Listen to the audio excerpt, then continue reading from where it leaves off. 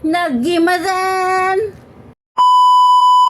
Hello mga auntie, for this video ay magluluto kami ng spaghetti for our lunch.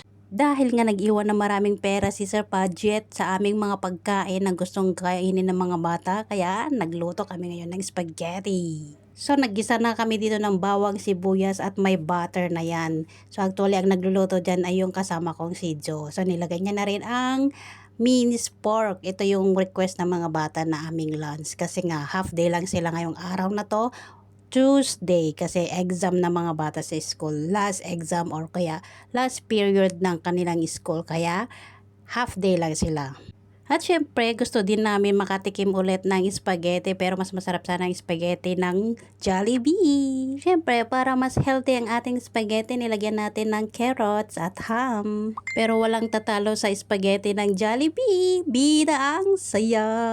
Pabaunan ko sana na ito ng ganito si Madam, kaso lang hindi nga siya nagpaalam. Basta na lang siyang umalis. Narinig na lang namin na blang, ganon ang pintuan, so malalaman na namin na umalis na siya.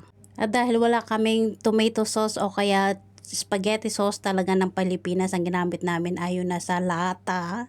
Masarap na yan, basta sa dulo lagyan ng queso, cheese. Queso? Cheese nga yun eh. Ganito kasi kami dito sa bahay, free kami magluto kahit anong gusto naming lutuin, lalo na yung mga Filipino food. Salamat na lang at nagkaroon kami ng mabuti at mabuting amo. Kaya hindi kami po tumataba, hindi kami pumapayat kasi naluluto namin yung mga gusto naming pagkain dito sa bahay ng aming amo. Gumawa din nga pala kami dyan ng lumpia, hindi ko na lang nasali dito sa video kasi ibang video naman yung pagkagawa namin ng lumpia. Ay, hindi pala lumpia yun. Shanghai pala yun. So, ito magiging lunch namin for today. Spaghetti, Shanghai, at saka wala na. Yun lang pala. Kasi diet kami ngayong araw na to. Dito kasi sa Hong Kong, maswerte ka kung hindi madamot yung mga amo mo. Kaya pwede ka magluto ng kahit anong gusto mong lutuin, lalo na sa mga Filipino foods. Kaya maswerte kami kahit medyo may pagkadamot si amo kapag nasa travel kami. So, tara, kain na tayo! Kain na tayo ng spaghetti. Happy birthday sa may birthday ngayong araw. Tikman natin yung loto ni Marjo.